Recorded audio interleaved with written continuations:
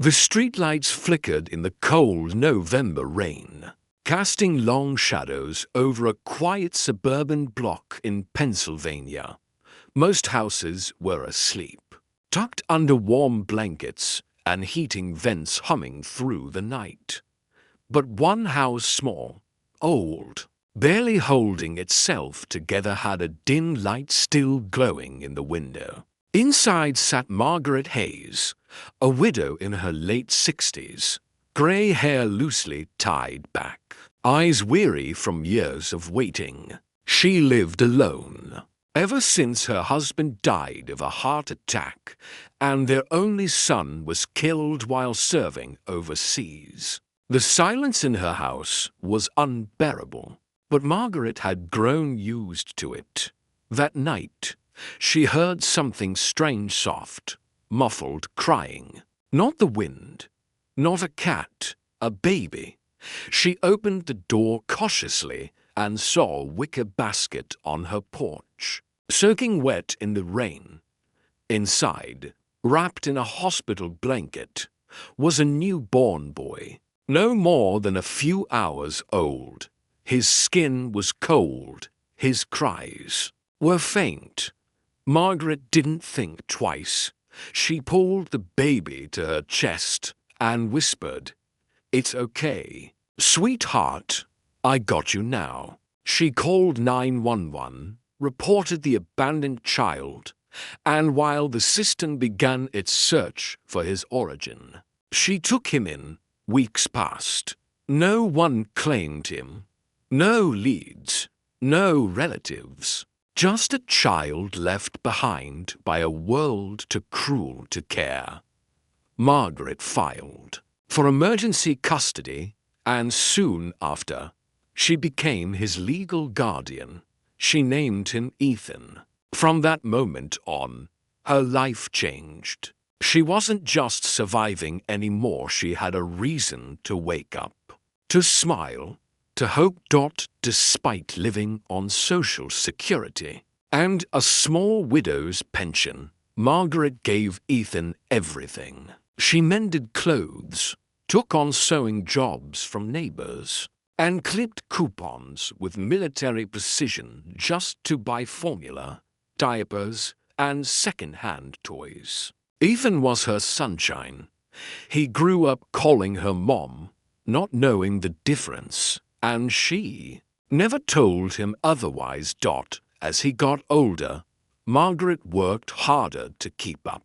She'd sit up late teaching him how to read, bake cookies for school events, and save every spare dollar for his birthday each year, even if it meant skipping her own medications. When Ethan turned 10, Margaret finally told him the truth.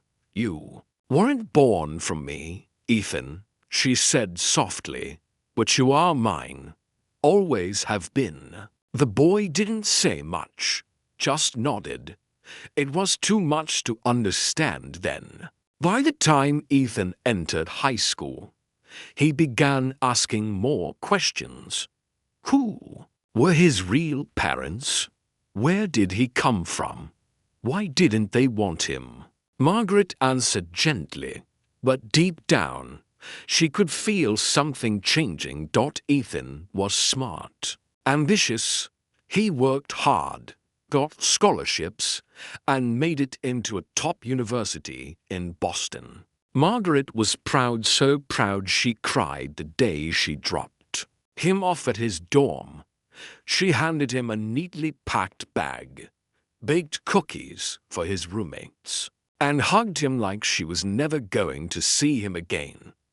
And in many ways, she didn't. At first, Ethan would call every week, short, polite, distracted calls. Then the weeks turned into months, then silence. Margaret sent birthday cards, Christmas letters, and care packages, most of which went unanswered. Ethan was building a new life now, a new identity. His friends came from money, privilege, and polished backgrounds. Their parents were lawyers, CEOs, surgeons. Margaret didn't fit into that world. Her life of sewing patches and eating and soup didn't match the image Ethan was creating. He stopped introducing her as Mom. He started calling her Margaret in public when she visited unannounced on his graduation. He told her to wait in the car while he took photos with his classmates. That night, she cried herself to sleep in a cheap motel, wondering if love had an expiration date. Years passed.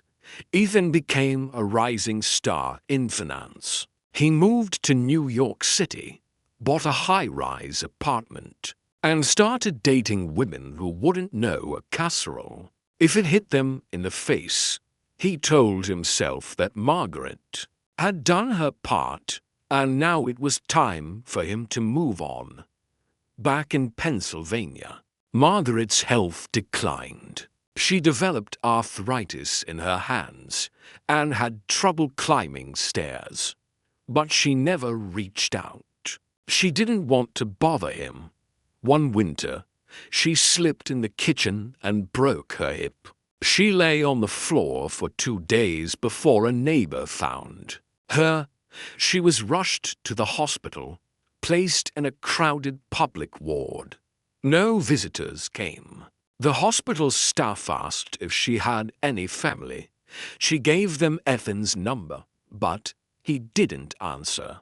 He never even listened to the voicemail. Margaret passed away 3 days later, quietly, alone. The staff arranged for a simple burial under the city's indigent program. No headstone, just a numbered plot. 3 months later, Ethan was at a corporate fundraiser in Manhattan when a nurse from Pennsylvania finally reached him. She had found his number scribbled inside a Bible Margaret kept in her nightstand. She passed away peacefully, the nurse said. She always spoke about you, said. You were her proudest accomplishment. Ethan stood frozen, his chest tight. Something inside him cracked open. He flew back the next day and visited the cemetery. The plot was bare, cold, forgotten. He knelt down in the snow and whispered, "Mom, I'm sorry." But it was too late. He had spent years running from the woman who gave him everything, only to realize, in the end, that the love he had been searching for his whole life had always been right there, in that tiny house, in those tired hands, in that worn-out voice calling him baby even when he towered over her. Ethan visits her grave now every month. He pays for a headstone that reads, "Here lies Margaret Hayes, a mother not by blood, but by heart." He brings flowers. He talks to her. He sits for hours sometimes, just remembering the sound of her voice, the warmth of her hands, the scent of her kitchen on Sunday mornings.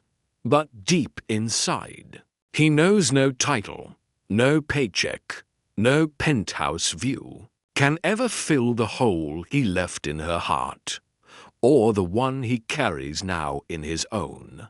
Because love isn't measured by DNA. It's measured by sacrifice, by kindness, by presence. And sometimes, the most heartbreaking stories are the ones where the hero only realizes too late who the real hero was all along.